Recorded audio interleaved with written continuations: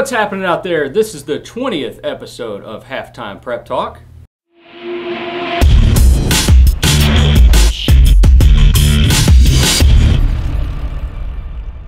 Hey, we made it longer than Freaks and Geeks. You remember that show? It only lasted 18 episodes back in 1999. Well, who's the freak and who's the geek in this? Well, I guess the freak was Freak and Geek were what? James Franco and Seth Rogen, respectively, in the show. Okay, I think you're talking about us. Oh, okay, yeah. Okay. I don't know who's the freak and the geek. I guess they can decide that. Okay, sure. I'm Aaron Snyder. He's Matthew Sparks, and he replaces Marshawn Sparks, who joined us last week. In case you missed that, here's a quick look back at that. I'm here so I won't get fined. Well, you really... Well, was that you? Oh, yeah. That was Okay, me. okay. Yeah. Well, I mean, you played the part so well. You can tell my gray hair, well, you know. Okay. It's easy recognizable. That's what gives it away. Yes. Well, you know, you played the part so well, and playing the role of our guests this week are Jay Fite of Lewis County Girls Basketball and Jason Clark of Raceland Girls Basketball. They'll join us here in a little bit, talk about their game coming up Friday night, a special event happening there, so we'll talk about that and their teams a little bit. As always, HTPT is sponsored by Fannin Automotive Family, and we have another sponsor on board and a little bit of fresh news here. Yeah. The gray, splendid new t-shirt from Distinctive Specialties, shop out of Raceland. Nice. Ron Keaton came through for us. So Halftime Prep Talk, hashtag HTPT shirts have been unveiled on the 20th episode of HTPT today. And keep in mind, you know, we may have some future, I'm keeping this one, Okay. by the way. We may have some future prize giveaways. Well, I think we got mugs and now t-shirts. Mugs, t-shirts. Moved up in the world. That's right. But we're trying not to be too flashy here at HTPT. For all the flashiness, you can visit our Twitter page, our new Twitter page, The Wright Brothers, at The Wright Bros DI. And if you missed it, Super Bowl Sunday, throughout the big game, you missed a comedic run of commentary that put Katy Perry and the Dancing Sharks to shame. Especially that dancing shark on the left. If you saw that, it had no rhythm and it kind of danced like me. Almost danced like Bill Cosby. Yeah. From the show. Mm-hmm. And, you know, you can follow us on Twitter at DIndependentQB and at TheRP33. And we'll give you some local sports news on that one. Those are kind of our serious Twitter pages. They're serious, but we had a lot of fun with it, I thought. We had 80 a blast. 80 tweets in 4 hours. Just a running commentary, some observations, no scores or after every play. I would tell everybody, you know, to call out the people on Twitter who, you know, had to tweet every play like we weren't watching the game. I mean, we're guys. I think we were all watching the game. We weren't watching Lifetime or anything like that. Or the Puppy Bowl. No. No, that's gone to the dogs. Well, one co-worker here, Lee Ward, she admitted she watched the Puppy Bowl. I think she watches it every year. So, anyway, that's her tradition. No ticker this week. We'll bring it back next week. We'll highlight a few games for the weekend here in just a little bit. Okay. But this past week was signing day. Wednesday was signing day. This has kind of been signing week in the area. Just a quick rundown of some area athletes that inked their names along the dotted lines of letters of intent this week. Charity Collins from Ashland, Shelby Huddleston Russell, Kara Mayer Russell, Shelby Hay of Lawrence County. All four of those are going to play soccer at Morehead State University. Wow. Dante Hendricks from Paintsville is playing football at Alabama State Division I school. Connor Messer of Raceland going to Olivet Nazarene to play football and compete in track and field. East Carter's Morgan Jacobs, a pitcher, softball pitcher. She's going to KCU, Kentucky Christian. And Fairview's Blake Smith, the wide receiver, is going to Capital University, play a little football there. Also this week were the Sweet 16 draws, and you can see where the 16th region and 15th region teams landed on the brackets on khsaa.org on the girls' side, which will be taking place as always in Bowling Green, or as it has been in recent years anyway. And then the boys' Sweet 16 will be at Rupp Arena in March. You can check khsa.org and click on the scoreboard, and you can see how the brackets fell. But we want to move on to our segment, our opening segment, and that's balls in their court. Game ball, Matt Sparks. See those hands That was right a there? great catch. That was not a great pass there, I don't think. But, it was not a good pass, but you know, I guess you were Malcolm Butler. You squeezed in there and made a nice snag. Well, I think there's a no-brainer as far as my game ball goes. With this one. Logan Fraley of the Lady Lions of Boyd County netted her 2,000th point Tuesday night, and like you said on Twitter and it's in the paper, it was fitting that she nailed a 3-point shot. She has now 408 on the season. Of course, probably one of the more dangerous shooters, I think, probably in the region. Career threes, yes. Probably one of the more dangerous shooters, I think, in the region. You can't really give her any space. So I want to congratulate Logan on her accomplishment. Oh, yeah. Excellent job by Logan Fraley. It's hard to get to 2K, but she's the second person to get there in girls basketball 16th region this season. Savannah Anderson from Lewis County, which we'll talk about her a little bit with Jay Fite. She's there, and so is Logan Fraley. So congratulations to those two. Did I mess up my hair? You had another costume change. So you are Katy Perry. Oh, good one. I wish I was Robert Dalton because he can play basketball a little bit. Lawrence County's Robert Dalton. He just really played well against Boyd County. 27 points. I was talking to photographer Kevin Goldie, who was there the other night, along with sports writer Zach Clemmy, and Goldie compared Robert Dalton. He said Robert Dalton must have been watching film of Michael Jordan, the great one. So Robert Dalton really brought his game against Boyd County, and what a great performance by Lawrence County. They're really playing well right now. And so RD, Robert Dalton, my game ball. Moving on to 3-point shot. Boyd County at Fairview Boys Friday night. A lot on the line here. 64th District #1 seed. I guess, Fairview wins the game. It'll come down to a coin flip to see who gets that #1 seed, because that would create a first-place tie atop the district. So should be quite an atmosphere at George Cook Memorial Gym in Westwood. I think Fairview's coming in this game with a lot of confidence. A big win over the rival this week. Really played Boyd County tough in the first meeting up at New Boyd County High School, and now they got Isaiah King back on the roster, and I think that gives them an added score. So also Alice Roy has reemerged, as we say. She kind of disappeared there for a little while, and he's played great the last couple weeks. Antron Washington, too. He can take over a game in an instant, and he did so against Ashland last week. Had 25 points and had 13 of those in a 2-minute span in the third quarter. So when Washington catches fire, if he does against Boyd, that could be a danger for the Lions.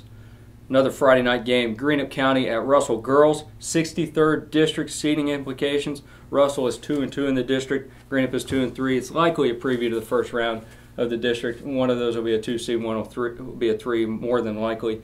But a pretty good matchup there. And you've seen Greenup a couple times. Yeah, they're more than likely everybody's playing for #2 seed in that district. Lewis County is really tough, of course, this year. They've essentially locked it up. Yeah, Russell handled Greenup pretty well the first meeting, 171-45 in the greenhouse a couple weeks ago. And I tell you, Russell defense has really improved this year, playing great defense. And if you haven't watched Mackie Jackensack play, she might be one of the more underappreciated centers in the region. She's a great player, and also getting really good play from freshman guard Madison Darnell. Boyd County at East Carter girls is on Saturday. Boyd County looking to bounce back from a tough loss at Johnson Central. Lost on a 3-pointer with 2 seconds left on Tuesday night. And East Carter is just they're coming off just a 44-point performance against Lewis County, but it was a 9-point win. So it's going to be interesting. I know in my Super 7 I have Boyd County #4 right now and East Carter #1. We've talked about it most of the season. When you have any of those 4 teams up at the top going at each other, it's always going to be a really good game and could be a dogfight. These are physical ball teams too. They like to play a physical style. I think this is maybe more a toss-up. This is I give more than nod to East Carter here. They're always tough at home. I think you give the nod to East Carter that they have a better bench and a little more size on the interior, I think. And Boyd County's playing 10 of their last 11 games on the road. That's just quite a finish for them. Played 4 games in 1 week, played 3 games in a row last week, and coming off a tough loss in Johnson Central. I kind of give the nod to East Carter. And Boyd County's success could hinge on whether or not they're hitting from downtown. Hunter Reeves and Logan Fraley, two of the best three-point shooters in the East region. Carter has a great perimeter defense. They kind of showed it this week against Lewis County. So those guards really get out and go. So if Boyd County not hitting that three, that's going to be awful tough for them. 2 cents worth. Ashland's performance against Fairview. Talking about that a little bit, Josh Bradley had a nice game, a really nice game, kind of a breakout performance for him. But like I mentioned earlier, Washington and King were the difference as a 14-point third-quarter gap faded away for Ashland. They had that lead in 38-24 at one point in the third quarter. Fairview came back, and then Fairview beat Raceland on Tuesday night. So, you look at, I think you're looking at two teams taking steps in the right direction in both Ashland and Fairview. Yes. And both those steps are going to lead to a matchup more than likely in the first round of the district, and that's going to be a much anticipated one. I think so too. I think you still had to give it to Ashland. We know is not having the best season, of course. But you still had to hand it to the kids. Their effort is still there. Yeah. They haven't quit on Coach Biggs yet, and they may get Nick Miller back. We still don't know that for sure, but I think it still might be a inspired contest in the district. I think it's much more promising now yes. in terms of the Miller prospect than it was a couple weeks ago. Another note we want to look at is Johnson Central boys. They're 14-2 with Kyle Gullett in the lineup. Considering Lawrence County's night against Boyd on Tuesday, how feasible is it to see maybe a Central Lawrence matchup to decide the 15th region? Oh, I think it's very feasible, especially the way they played against Boyd County this week. And I say Central and Lawrence probably will meet in the 15th region final, and that'd be the worth the price for admission right there. And of course, you can't forget about Painesville, Sheldon Clark, and some yes. others. Painesville did beat Johnson Central by 1 point earlier this season. All right, we're going to move on to the interview portion of HTPT. We're going to bring in Jay Fite first. All right, we're bringing in Jay Fite of Lewis County Girls Basketball here on HTPT. Coach Fite, thanks for making the trip down. Really appreciate it. Thanks for having me. First, the other night I was at the East Carter Lewis County game. You guys played in Grayson, and Mackenzie Thompson, one of your, you called her the energy player that you guys have. A really, important player for you guys, a senior. She went down with a knee injury. What's the update on her status? She's actually getting an MRI as we speak here in a few minutes, and hopefully we'll get the results back either later on this evening or probably tomorrow. Best case scenario, we're looking at a strain, and that's obviously what we're hoping for as coaches and our team. So, but we're going to hope for the best, and we're going to continue to prepare here if she's out for a week or 10 days, or but hopefully it's good news. It was kind of crazy, watching that game. In a matter of 11 seconds, you guys had two players hit the floor with injuries.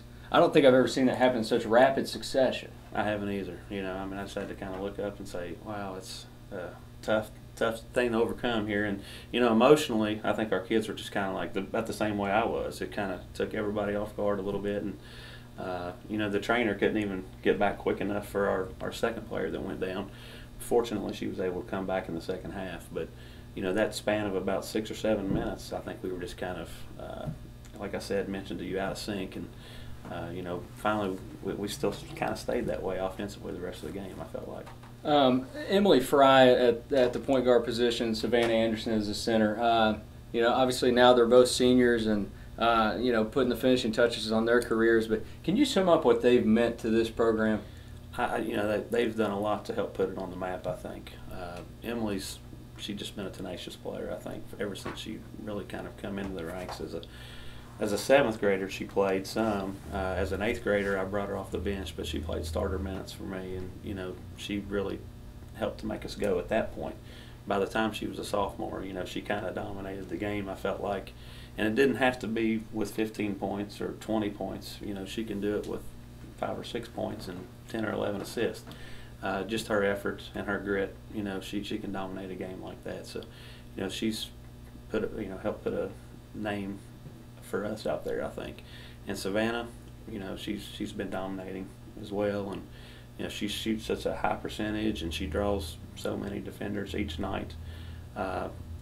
People have to kind of prepare for us a little bit differently than they do most teams, I think, just because of her dominance inside.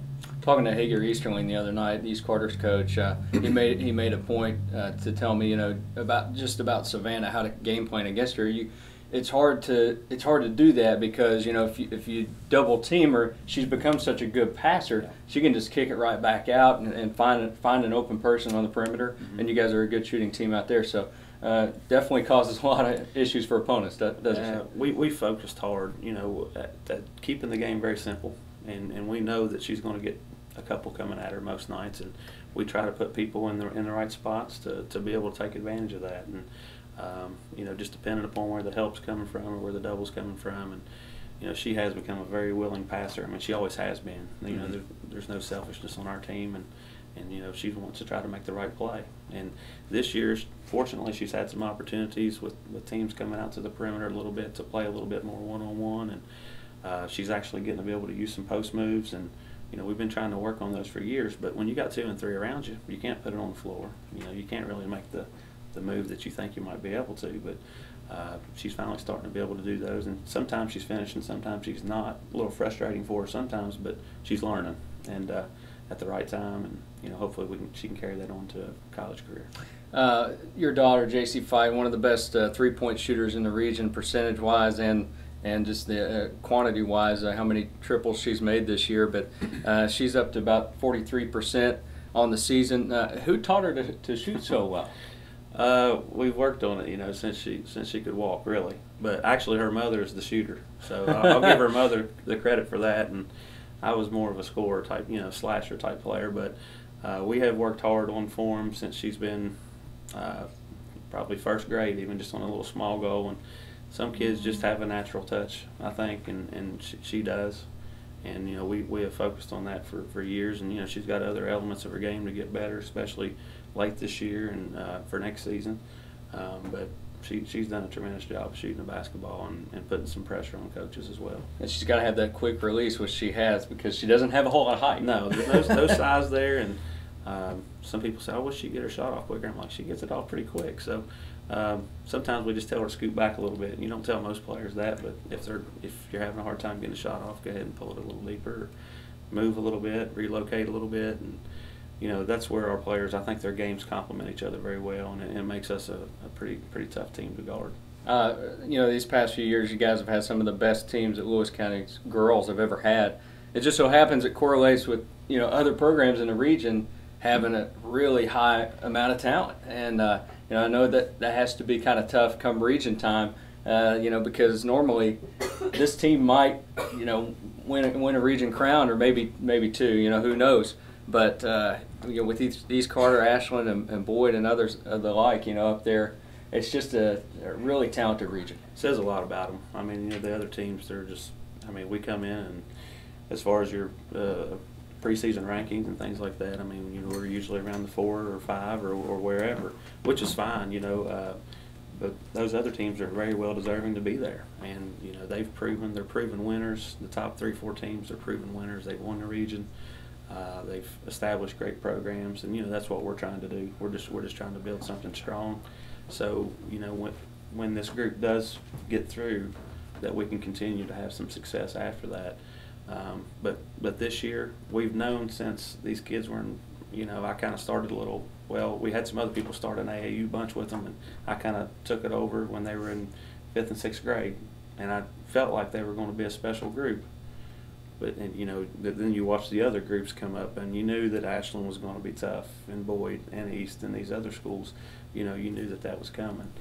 So we were just going to have to try to improve a little bit more than they do each year to give ourselves a chance to win it. So, who's the best team in the region right now?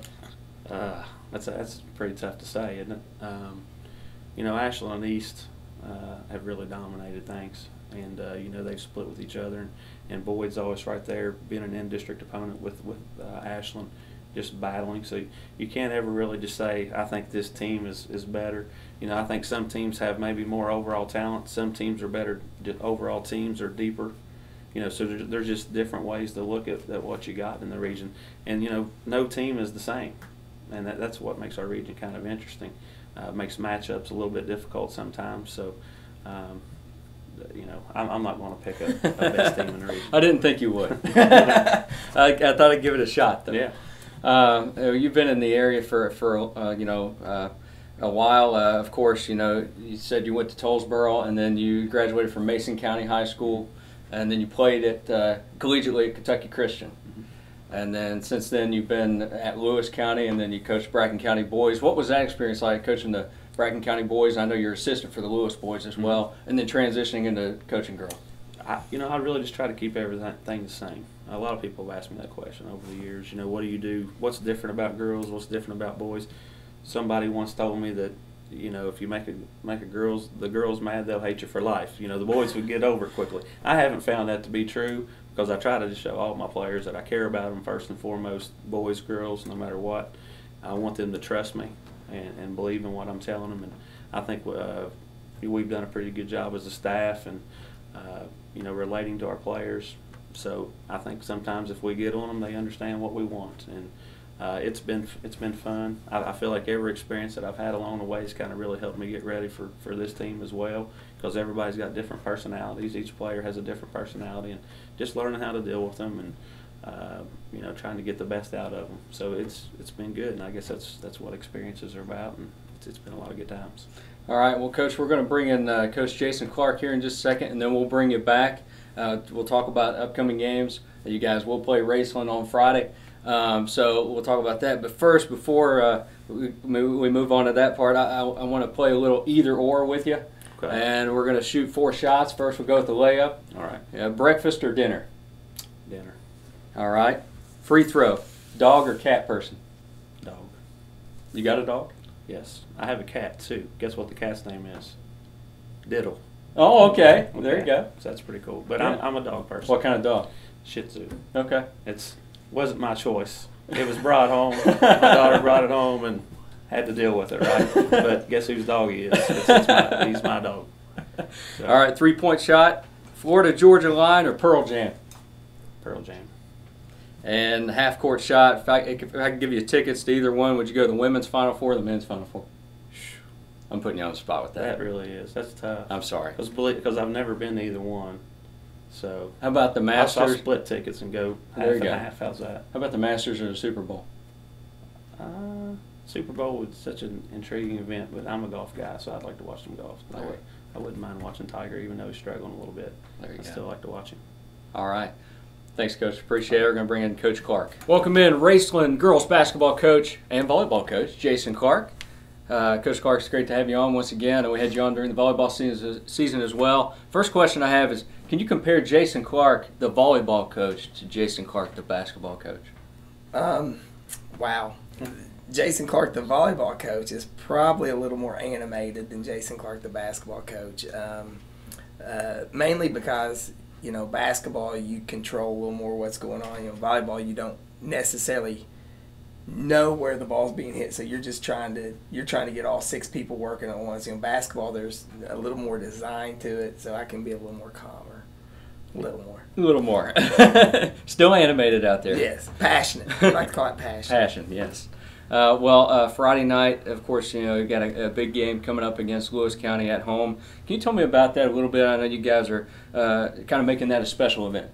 We're trying to raise money for our special needs at Raceland, and we've got Big Sandy has donated a flat screen LG 32-inch LG TV for a half-court shot. We have the Lewis County girls are going to be wearing a different color type of warm-up shirt. We're going to be wearing a different color type of warm-up shirt, letting everyone know it's okay to be different. That's kind of the theme of the night, and we're going to raise money for our special needs department for those kids in our district that so they'll be able to do some things, field trips and things like that. All right, that's a great cause, and I gotta ask you this: who's going to win the game? We got Coach Fite here today, so who's going to win? I gotta go with the Lady Rams. I don't ever pick against us. It could be a preview to the way it's looking right now. It could be a preview to the district first round matchup, although that's not all sorted out yet. So this district, it's always pretty competitive, isn't it? Absolutely. No matter the sport, it seems like. Yeah. Yes, it's top to bottom. I feel like is probably the best district in the region. I'm not taking anything away from East and West, but I feel like obviously with Lewis County being a regional contender, you've got Russell, who I believe as a Super 7 team in the area as well. And then you've got Greenup and us. I mean, it seems like every game, every night is literally a dogfight, and it's usually physical and usually very spirited and heated between the teams as well because of the close proximity of our district as well. Yeah. Now, a little bit about your basketball background. Tell me about your time at Arkansas. I really enjoyed that. Coach Anderson, who's there now, was also there with us, but Coach Richardson was a great guy to work for. I learned a lot of basketball from him, a lot about life from him as well. How to coach, just in general, the things he liked to teach. He was one of those guys that taught that everybody was different, and you coach to the person. And they've got to believe in you, and you've got to believe in them, and show trust in each other. And he was the one that kind of really created the family atmosphere that I try to create in the teams that I coach. What time period was that? That was back with Joe Johnson, those guys. So it was pretty fun. We had Joe Johnson, Gennaro Pargo, 2002. Yeah. We were a pretty good team. T.J. Cleveland, who's coaching Arkansas now, was a player on that team. Right. We had some really good teams. Joe Johnson was quite a player. Joe Johnson was phenomenal. Probably one of my all-time favorite players was on that team was Jared Sullinger's older brother, JJ. Okay. JJ Right. was such a great kid and such a hard worker, but Joe was a hard worker and really fun to coach, and didn't care about anything with basketball. Just was a basketball junkie. It still is. I know you're a Buckeye fan, but you find yourself, it's a different conference and everything. Do you find yourself pulling for the Razorbacks? I do. I mean, I didn't after I left, and we all went to UAB. Coach was fired. We all went to UAB. All of us did. And, beating Kentucky was really fun. I know that, but be careful now. But, now everyone's back there. TJ's back there. Coach Z is back there. Coach A is back there. So, I really find myself pulling pretty hard for them and trying to keep up with them. You think they could be the first team to beat Kentucky this year? No. You think it's going to happen before then, or it's not going to happen? If there's anybody that beats them, I think it's the Final Four. I mean, I don't see that there's anyone top to bottom talented enough to take them 40 minutes. Yeah. Now, there's a nasty hashtag floating around on Twitter in Ramland. You hate Raceland. That I hate Raceland. You do. So you agree? I'm not totally agreeing, but how you leave Blair off, man? I mean, the guy scored 1,000 points last night. That's right, he did. No, I think you're all coming at me, all different directions right now. But you created some of it during football season, picking against us every week. True. I guess that's when it started. You picked against us every week in football season. Every week. It seemed like, Ironton. Let's see. Colegrove. That was a mistake. You picked Colegrove. Lawrence County, maybe. You picked Lawrence County over us. Mistake. You picked Ironton over us.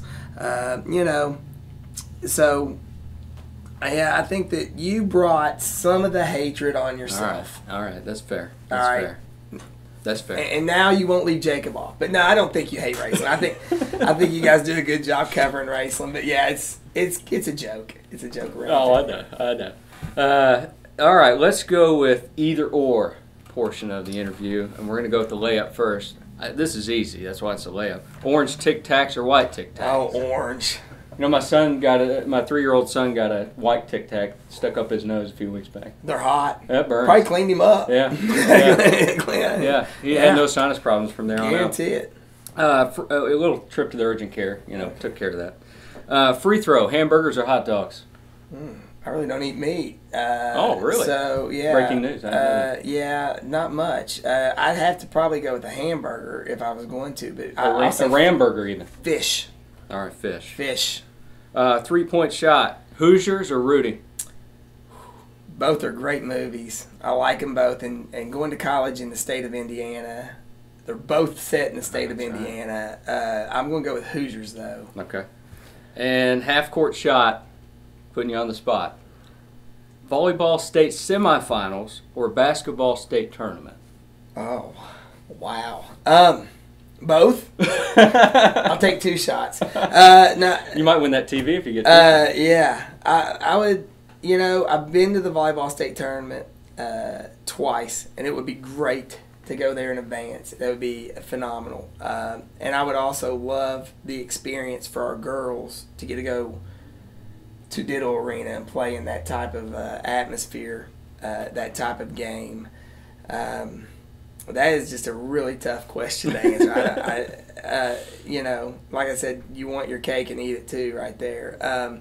But right now, I guess for what we're trying to build, basketball-wise, and you know, we want them to believe that they can achieve the things that our volleyball team has achieved. I think that it would be a big program builder for our school and for our team to make that basketball state tournament. There's no doubt. And you know, that's you know, in the state of Kentucky, that's probably even though volleyball is a really big sport in the state of Kentucky, but basketball it's definitely growing in popularity, no doubt about it. But I mean, you can go anywhere across the country and say I'm a volleyball player from Kentucky, and you automatically have a lot of respect. But you know, basketball in the state has always been so special, and you know, I think that would be a neat experience too. All right, Coach, we're going to bring Coach Fite back in here, and we'll talk about the game coming up and a little bit more. Okay. All right, we got Coach Fite and Coach Clark at the same table, and they're matching up Friday night. Don't come to blows here, but now let's talk about you know, the special needs cause that's happening Friday night a little bit. You know, I know Coach Clark touched on some, but you know, being a part of a cause such as this, I mean, it really makes the game kind of you know, take a back seat just a little bit and to let you think about some other things. You know, it's just a good thing they've got going on, and it brings a different crew to the game as well. You know, it's always good to get different people there and watching the games, and it's always good for any way that you can help as a program. We always talk to our kids about giving back to the community and things, and so it's a great thing that Ron and Clark have really got together going. And you know, hopefully we'll see a big crowd Friday night. I know you guys, the Blue Crew travels pretty well, and you know, this time of year in February, people really they got basketball in their minds now. So hopefully the gyms will be packed the rest of the way. Last couple weeks of the season. Now, what if there's a rebounding contest? You guys got two of the best rebounders in the region, Crystal Keaton and Savannah Anderson. What if I'm back at the three-point line just chucking breaks? Who's going to win a rebounding contest? Gosh. We lost the battle last time. I will say that. We lost the battle the first time that we played. So guess what we've been working on every practice since. So we've put a lot of focus into rebounding last couple games, and so against East Carter it helped. You know, you know, so we're doing a little better. Anderson had 20 rebounds against East. Yeah, so there was a little motivation there. Crystal had 17 last night. I just actually got the state updates this morning from the KHSA, and Savannah is 4th in the state in rebounding. Crystal's 5th. Wow. And I think it was something like 12-7 a game to 12-4 a game is something. You know, so basically they're each pulling down about 13 a game. I think they're different type of rebounders though. I mean, Savannah and Crystal maybe is, you know, longer, a little more wiry, gets some that are coming, and Savannah just, you know, she can just clear her space and grab. So they're different type of rebounders, but they're both really good rebounders. It'll be interesting to see the rebounding column after that game on Friday night. Now, I know you guys, you maintain a pretty good friendship. You know, you even hung out last year throughout the week, Sweet 16 in Bowling Green. So have you guys been good friends for a while? That's bonded our friendship, I believe, over the last couple of years. I mean, we always kind of knew of each other. We just, you know, didn't really have an opportunity to be around each other much. And a couple of years ago at the state tournament, you know, we spent some hangout time, and we went to the SEC tournament while we were down there, and, you know, just made a little road trip. In Nashville? Yeah. So, you know, we had a good time, and we enjoy watching the games, but then we enjoy some relaxation time, you know, as coaches and friends. So just always kind of nice to relax a little bit together as well. We've probably been on a group text with each other for about 2 or 3 years, and I woke up the other morning, I had like 14 texts from Jay and Ron and all those guys at the state tournament. So I know Kelvin woke up the other morning and said he had over 100. We were just blowing each other up. So yeah, we keep in touch that way a lot, just by talking, you know, throughout the year on anything. Well, who knows? Maybe one of you will actually be on the court this year at Bowling Green. I know that's the goal. Like I said, like we talked about earlier, the talent level is so high in this region, so it's a tough position to get in. But I want to wish you guys the best of luck the rest of the year, and go out Friday night against each other too. Hey man, thanks for having us. Thank you. Thanks for having us. It's time for HTPT's Two for the Road. Matt. Well, we have to talk about the call in the Super Bowl. The call. Coach Pete Carroll of the Seahawks. Nice. Coach Pete Carroll of the Seahawks declined to give Marshawn Lynch the ball there at the end, and ended up with the huge turnover. He's taking a lot of heat this week. I think he's going to be, he's been on all the networks, all the shows, and he's going to be on Today's Show, I think. I think he was on yesterday, I think. So, when you have one of the top running backs in the league and you don't give it to him on the one, when you have 3 downs to go, that's really questionable, But, maybe he might be trying to catch the defense off guard there, and if the play worked, he might have been, might have been cheered for his call, but you never know. So you like the call? Oh, no, that was a horrible call. I mean, you could smell the stench from that call back in Seattle. I think probably everybody couldn't finish their lattes after that. So maybe they were spitting them out. Yes, I don't know. All right, switching gears to the NBA. I was watching the other night. DeMarcus Cousins, former Kentucky player, on Tuesday night against Golden State. The Kings are down 85-66. And this is kind of a microcosm of why I prefer college basketball over the NBA any day of the week. Star overpaid athletes take plays off, and that's what happened with Cousins the other night. He stood on the perimeter with hands on his knees, and the whole sequence transpired right in front of him. He didn't even flinch. There's an inbounds pass to Murray Spates. Spates had an easy slam dunk for Golden State. I realize the team's down 19 points, but this is why I don't like it. They quit and they don't play defense when they don't want to, and that's what happened with Cousins. He doesn't. There's no excuse for that. He's out there, playing a game for a living, which is great. I know he works hard at what he does, in terms of his improvement. You can see that, but you can't be taking plays off. Can't be taking plays off. He finally made the All-Star team too. It's kind of overshadowed, when you don't give an All-Star performance. Yeah. You want to see 100% effort out there from these guys. And speaking of Kentucky a little bit, we were wrong. I'll say that about Kentucky. We both predicted Kentucky would lose to Georgia, and we are dead wrong about that. But we didn't envision the Bulldogs being without their best player. Well, we should clarify. We don't want Kentucky to lose. Well, we just thinking that. To me, I think a loss wouldn't be the worst thing in the world. Look at 2 years ago, that great team we had with Anthony Davis, and they lost one time during the regular season and one time in the tournament too, and look what happened to them. I'd rather have a national championship than an undefeated season. That's just me. I'm not sure at this point. I still maintain that they will fall at some point this season. I don't know if it'll be at home as I originally thought. It might be one of those road games, maybe at Mississippi State or at LSU or something. I think the LSU game is the way I looked at it. The game tomorrow night in the old Dome, I think that they're going to come out. They seem to come out on the national stage with a little more energy, a little more engaged on the national scene. But I think the LSU game would be, after maybe a big win against Florida, maybe a little like a game that you got to watch out for. All right, we want to thank our guest, Fite, Jason Clark, once again for joining us. Thank Distinctive Specialties for our new HTPT shirts. And like I said, you might be seeing more of these coming out of the woodwork. And also, I want to thank Fannin Automotive Family, always our sponsor for HTPT. Once again, he's Matt Sparks. I'm Aaron Snyder. We'll see you soon.